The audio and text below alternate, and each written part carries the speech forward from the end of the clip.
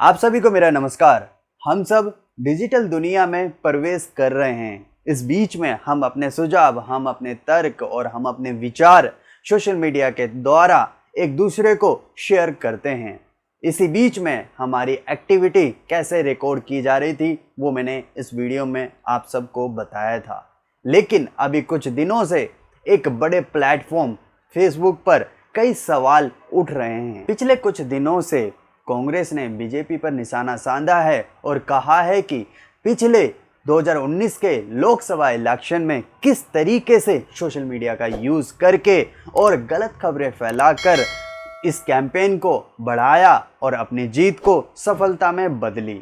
अगर एक तरीके से कहें तो उसी के जवाब में आज फेसबुक के सीईओ मार्क जकरबर्ग को रविशंकर प्रसाद बीजेपी के मंत्री ने एक लेटर लिखकर ये नाराज़गी जताई है कि उनके नेता को बड़े बड़े जो फेसबुक के अधिकारी हैं वो अपशब्द का उपयोग करते हैं। साथ में ये भी बताया है कि दक्षिणपंथी भावना रखने वाले लोगों को फेसबुक के जो पेजेस थे उनको दबाया गया है, उनकी रीच को कम कर दिया गया है और वैसे पेज को डिलीट भी कर दिया गया है।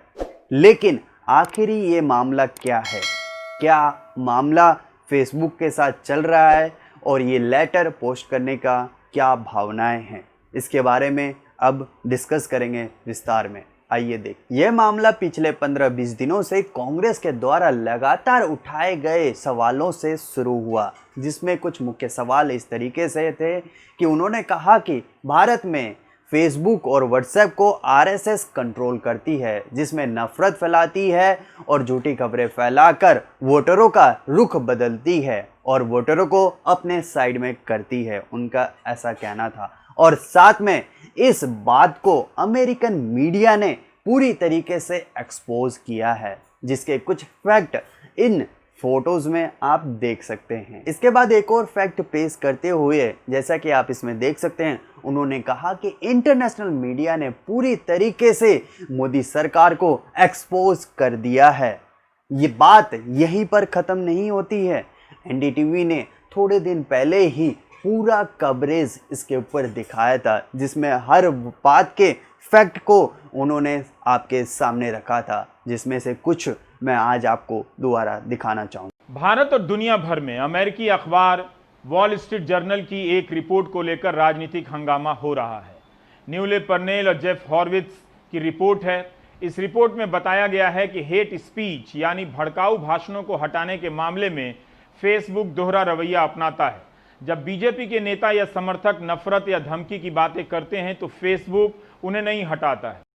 वॉल स्ट्रीट जर्नल ने बड़ा काम यह किया है कि फेसबुक से आधिकारिक बयान लिया है कि भारत में फेसबुक की अधिकारी ऐसे पोस्ट को हटाने से मना करती हैं जो बीजेपी के नेताओं और समर्थकों के होते हैं, जिनमें दूसरे समुदाय के प्रति हिंसा या नफरत फैलाई जाती है। भारत में फेसबुक की पब्लिक पॉलिसी हेड अंकित दास, जिनका काम है कि नफरत भरे पोस्टर और नफरत भरे पेज जो कि नफरत फैलाने का काम करते हैं उनको फेसबुक से हटाना, उनको डिसकंटिन्यू करना या फिर डिलीट करना। लेकिन वह घिर गई हैं इस सवाल पर कि एक पोस्ट को हटाने के मामले में उन्होंने यह दावा एक्सेप्ट किया कि कुछ पेजेस जो नफरत फैलाते हैं या फिर कुछ पोस्टर या फिर कुछ बड़े हेड जो नफरत फैलाते हैं, बीजेपी के कुछ मंत्री, उनको उनके पोस्ट को डिलीट नहीं कर सकती हैं, क्योंकि उससे फेसबुक के बिजनेस पर काफ़ी असर पड़ सकता है भारत में।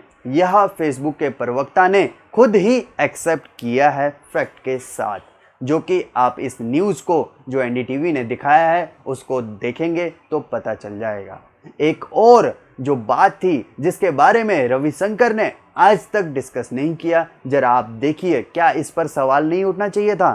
मैं आप सबके बिहाफ पे ये बात कह रहा हूँ, ट्रंप के जाने तक तो हम शांति से जा रहे हैं, लेकिन उसके बाद हम आपकी भी नहीं सुनेंगे अगर रास्ते खाली नहीं हुए तो। बिल्कुल। अब आप समझ ही रहे होंगे कि लेटर पोस्ट करने का क्या कारण था। इस लेटर को पोस्ट करने के बाद कुछ न्यूज़ चैनल जो हमारे न्यूज़ प्रायोरिटी चैनल कहलाते हैं वो सिर्फ इसी के ऊपर कवरेज करेंगे और यही बातें करेंगे कि क्या फेसबुक ने निष्पक्षता नहीं करी है बीजेपी के साथ, ये वन साइड न्यूज़ अभी आपको कुछ दिनों तक देखने को मिलेंगे, लेकिन जो मैंने अभी आपको वीडियो दिखाया जो भड़काऊ भाषण था उसके बारे में आज तक किसी मीडिया ने, किसी हमारे चैनल ने मुद्दा बनाकर नहीं उठाया है।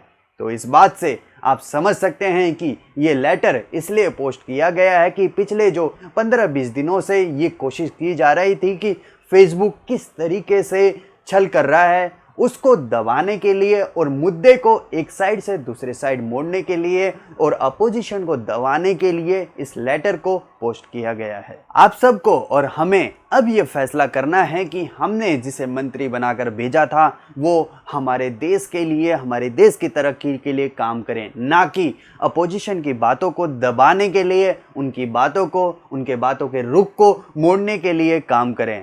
अब तक ये भी देखा गया कि इनके पूरे ट्विटर हैंडल में अब तक स्टूडेंट्स की बात को एक बार भी इन्होंने नहीं उठाया है। तो इससे पूरी तरीके से ये समझ में आता है कि सिर्फ अपोजिशन को किस तरीके से दबाना है, उनको किस तरीके से उनका रुख मोड़ना है और किस तरीके से अपने वोटरों को बढ़ाना है, अपने पार्टी को किस तरीके से ऊपर लाना है, सिर्फ इनका यही काम रह गया है मेरे पॉइंट ऑफ व्यू से। आपका क्या पॉइंट ऑफ व्यू है वो आप कमेंट करके बताइएगा। लेकिन मैं यहाँ पर ये सवाल जरूर करना चाहूँगा कि क्या आप सब लोगों ने सिर्फ इसी चीज़ के लिए इनको चुना था? क्या फेसबुक निष्पक्षता होना चाहिए? जो हमारे ऊपर नज़र रख रही है क्या वो उनको नज़र रखना चाहिए? क्या इन सब सवालों में फैक्चुअल बातों पर नज़र अंदाज किया जाएगा या फिर उनकी भी बातें की जाएंगी मेन स्ट्रीम मीडिया में? चलिए देखते हैं क्या होता है आज के बाद। तो नमस्कार दोस्तों, इसी के साथ इस वीडियो का अंत करता हूँ। आप सबसे यही रिक्वेस्ट करूँगा कि अगर वीडियो अच्छी लगे तो आगे तक शेयर कीजिएगा।